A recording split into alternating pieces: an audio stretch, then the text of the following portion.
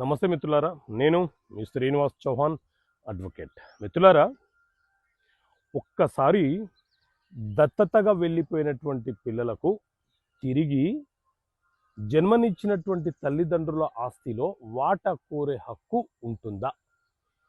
రీసెంట్గా Telangana high court Nageswararao versus Narasimha Rao అనే కేసులో చాలా స్పష్టమైనటువంటి తీర్పునివ్వడం జరిగింది. అప్పీల్ నెంబర్ 204 ఆఫ్ 2001 కేసు ఇది. ఒక్కసారి ఎవరైనా ఒక వ్యక్తి ఎవరైతే జన్మనిచ్చారో ఆ తల్లిదండ్రులు ఆ వ్యక్తిని 15 సంవత్సరాల లోపు ఉన్నప్పుడే ఎవరికైనా దత్తత ఇచ్చివేస్తే, ఎవరైతే దత్తత తీసుకున్నారో ఆ దత్తత తీసుకున్న తల్లిదండ్రుల యొక్క వారసత్వపు ఆస్తులో వాటా కోరే హక్కును కలిగి ఉంటారు.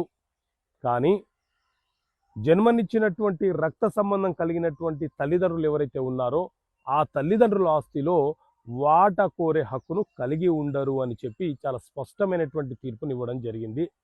దత్తత అనేది చట్ట ప్రకారంగా రిజిస్ట్రేషన్ అవుతేనే చెల్లుబాటు అవుతుందన్న నిబంధన ఏమీ ఉండదు. దత్తత అనేది ఒక హోమ కార్యక్రమం ద్వారా కూడా నిర్వహించుకోవచ్చు. ఓకే మిత్రులారా, థ్యాంక్ యూ. జై హింద్.